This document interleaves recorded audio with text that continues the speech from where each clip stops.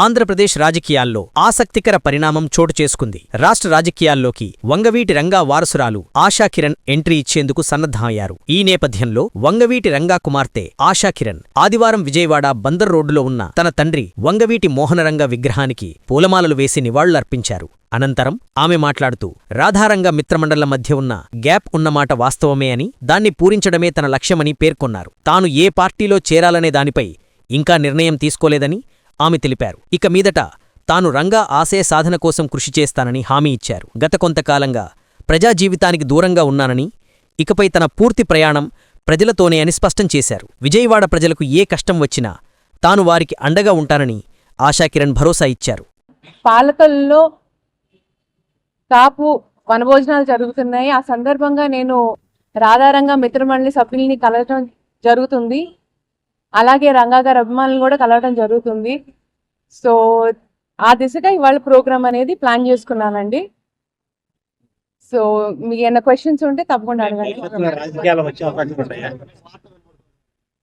ప్రస్తుతానికి అలాంటిది ఏమీ అనౌన్స్మెంట్ లేదండి. ఏదన్నా ఉన్నా ఫ్యూచర్లో రాధారంగ మిత్రమండలి పెద్దల్ని సలహా సూచనల మేరకు వాళ్ళ సజెషన్ బట్టి రావాలా లేదా అనేది అప్పుడు డిసైడ్ చేసుకుంటాను. ప్రస్తుతానికి మాత్రం ఇవాళ కాపు వనభోజనాలు.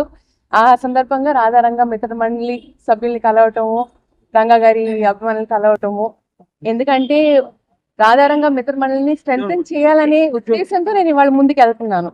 అది అందరినీ ఒక దాటికి తీసుకొచ్చి ఆ గ్రూప్ ని స్ట్రెంథెన్ చేయాలనేది నా కోరిక. ఎప్పటితో వంగవీటి మోహన్ రంగా మొత్తం ఫ్యామిలీ అంటే అభిమానులందరూ కూడా కోరుకుంటున్నారు రాధా గారు ఎలా ఉన్నారు కాబట్టి మీరు కూడా వస్తే ఆ పిప్పలు అయిపోతుంది అనేది.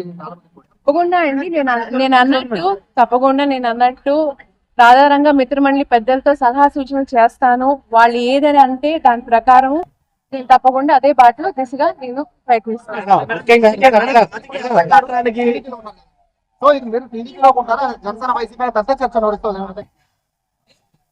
నేను అన్నట్టు ఇప్పుడు ఇంకా డెసిషన్ అనేది తీసుకోలేదు. ఏదన్నా ఒకటండి, మా ఇద్దరిది ఒకవేళ ఫ్యూచర్ లో బాటలు వేరైనా గమ్యం ఒకటే. ఏది అని అంటే రంగా గారి ఆశయ సాధనాలని ముందుకు తీసుకెళ్ళటం, పేద ప్రజలకు, బలహీన వర్గాలందరికీ మేము సహాయం చేయటము, వాళ్ళకి అండగా ఉండటం అనేది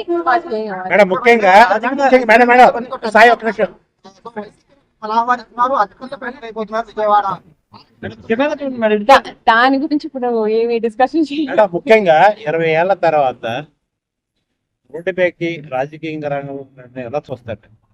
20 ఏళ్ల క్రితం మీరు మీ మదరు అంతా కూడా రాజకీయాలు వచ్చిన నేపథ్యంలో 20 ఏళ్ల తర్వాత ఈ రోజున రంగా గారి ఆశయం కోసం రంగా గారి ఎలా 20 ఏళ్ల క్రితం అవును మీరు అన్నట్టు కరెక్టే. నేను అమ్మ కోసం అన్న కోసం రాజకీయంగా బయటకు వచ్చాను. కానీ కొన్ని ఫ్యామిలీ రెస్పాన్సిబిలిటీస్ మూలంగా నేను రాజకీయానికి లేకపోతే పబ్లిక్ లైఫ్ కి దూరంగా ఉండడం జరిగింది. కానీ వాళ్ళ నుంచి నేను డెఫినెట్ గా యాక్టివ్ గా పబ్లిక్ లైఫ్ లో ఉంటాను.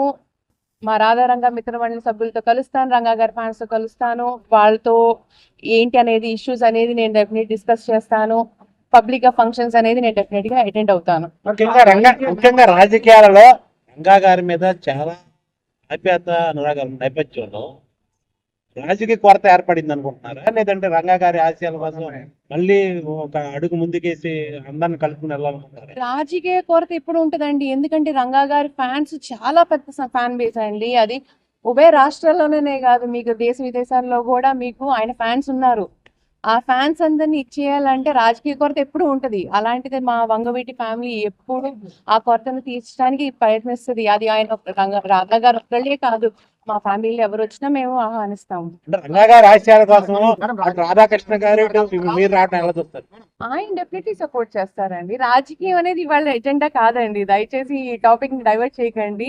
నేను అన్నట్టు రాధారంగ మిత్రమండలి సభ్యుల్ని, రంగా గారి ఫ్యాన్స్ ని కలవటం, ఇవాళ పాలకుల్లో కాపు వనభోజనాలు ఉన్నాయి, వాళ్ళందరినీ కలవటం, ఫ్యాన్స్ ని కలవటం అనేది జరుగుతుంది. రాజకీయం అనేది తర్వాత డెసిషన్, అది వాళ్ళతో సలహా. రాజకీయాల్లో ఎంట్రీ ఇవ్వడానికి దీన్ని ఆరంభంగా తీసుకున్నారా, నేతను కలవడం కానీ కాపు పబ్లిక్ లైఫ్ లో ఎంట్రీకి వాళ్ళ ఆరంభం అండి. పబ్లిక్ లైఫ్ లో నా ఎంట్రీకి వాళ్ళ ఆరంభం. ఇవాళ నుంచి అందరికీ నేను అవైలబుల్ ఉంటాను. ఎవరన్నా ఏమన్నా కష్టాలు వచ్చినా నష్టాలు వచ్చినా నేనున్నాను, అండగా నేనున్నానని చెప్పి, నేను నించుంటానని చెప్పి ఇవాళ పబ్లిక్ లైఫ్ లో వస్తున్నాను. పార్టీలు ఏమైనా సంప్రదించాయా వైసీపీ కానీ జనసేన కానీ మిమ్మల్ని ఆహ్వానించారా? పాలిటిక్స్ గురించి మాట్లాడదండి, అది నేను తర్వాత తప్పకుండా డెసిషన్ అనేది తీసుకున్న తర్వాత మీడియా మిత్రులందరినీ ఇన్వైట్ చేసి డెఫినెట్లీ ఒక మీటింగ్ పెడతాను. అప్పుడు ఏదనేది డెసిషన్ మీకు అందరికీ చెప్తాను. అది సో టాపిక్ ని డైవర్ట్ చేయొద్దు దయచేసి. ఆల్ ఆఫ్ సడన్ ఎందుకు మేడం ఇప్పుడు ఎంట్రీ? ఆల్ ఆఫ్ సడన్ ఎందుకు ఎంట్రీ? మీరు ఇంతకాలం సైలెంట్ గా ఉన్నారు కదా, మీ ఎంట్రీ పైన అంటే మీరు సాదాసీదా కుటుంబానికి చెందినటువంటి వ్యక్తి కాదు, ఇంతకాలం సైలెంట్ గా ఉన్నారు, మీరు పార్టీలోకి వస్తారా రానే విషయం మీరు క్లియర్ గా చెప్పండి. ఎందుకు ఆల్ ఆఫ్ సడన్ మీరు ఎంట్రీ సిద్ధం చేసుకున్నారు? All of a sudden entry ఏం కాదండి, all of a sudden entry ఏం కాదండి. ఒకటి, మా రాధారంగ మిత్రమండలిలో ఒక కొరత ఉంది, ఒక గ్యాప్ అనేది ఉంది. ఎందుకంటే చెప్పాను కదా, ఫ్యాన్ బేస్ అనేది చాలా పెద్దది. దాంతో రాధా గారు ఒక్కళ్ళే మేనేజ్ చేయగలుగుతున్నారు లేదనేది ప్రజలు డిసైడ్ చేసుకుంటున్నారు. సో గ్యాప్ అనేది ఉంది, ఆ గ్యాప్ ని ఫిల్ చేయడానికి అని చెప్పి నేను ఇవాళ బయటికి రావడం జరిగింది. అది లేదండి, వాళ్ళు నన్ను ముఖ్య అతిథిగా ఇన్వైట్ చేయడం జరిగింది. సో కులం అని కాదండి, కాదు, అన్ని కులాలు చేసుకున్నారు. ప్రతి కులాల వారికి మా ఇంటికి ఎవరు వచ్చినా నీ కులం ఏది, నీ జాతి ఏది అనేది ఎప్పుడు మా నాన్నగారు అడగలేదు. ఆయన ఎప్పుడు నీకేం కావాలి, నీకు ఏ సహాయం కావాలి, నేనున్నా, రంగా గారు నేనున్నాను, అందరూ రంగన్న రంగా అని చెప్పి సహాయం అడగడానికి వచ్చిన ప్రతి ఒక్కరికి కాదనకుండా సహాయం చేసిన గొప్ప మనిషి ఆయన.